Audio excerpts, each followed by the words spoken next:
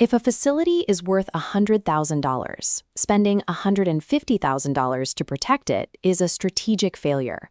Absolute security is a myth. Every single IT environment has inherent vulnerabilities, and every network faces threats. Because corporate resources are finite, management has to figure out the exact sensible amount of money to spend on protection without leaving the company exposed or draining the budget. That calculation is risk analysis. It is the mechanism organizations use to identify potential impacts and align their security spending directly with their overall business objectives.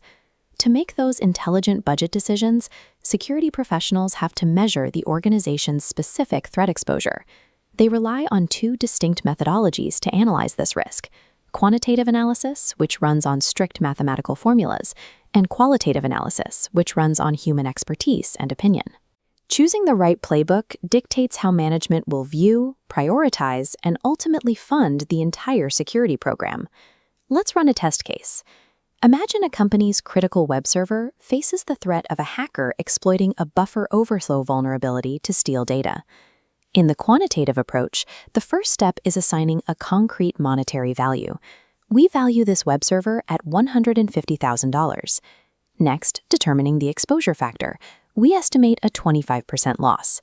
Multiplying these gives our single loss expectancy, exactly $37,500. The final output here is purely financial.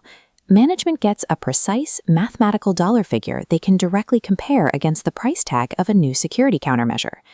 Now, let's rewind our scenario and run that exact same web server threat through a different lens: qualitative analysis. This qualitative approach relies on the intuition and expert judgment of IT staff. Instead of guessing dollars, a cross-functional team ranks a threat's potential severity and likelihood on a relative scale. Their individual responses are then averaged into a team consensus. This matrix maps those subjective rankings. We take the consensus score for likelihood and plot it against the potential consequences, immediately identifying where the extreme risks lie. Management doesn't get complex math here. They get a clear, color-coded heat map that dictates which threats to tackle first, based entirely on expert consensus. This chart compares the characteristics of both methodologies. Each approach forces organizations to choose between hard calculations and educated guesswork. Quantitative analysis is extremely laborious. To make accurate financial predictions, it demands vast amounts of preliminary historical data, information a company might not even possess. Qualitative analysis is entirely subjective. Relying on opinion rather than hard numbers eliminates the ability to create concrete dollar values for strict return on investment discussions. Neither method is broken. The rigorous data requirements of one approach are perfectly balanced by the flexibility of the other, provided the organization knows when to use each tool. In practice, mature security programs rarely deploy purely quantitative or purely qualitative analysis in isolation. They use a hybrid approach. For tangible assets like server hardware or facilities, they run strict quantitative math.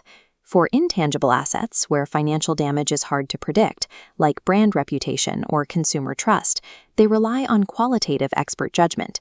This diagram outlines how a complete program comes together. Risk analysis isn't about perfectly predicting the future. It's a method to gather information, build a defensible strategy, and integrate security with business objectives so the organization can survive inevitable threats.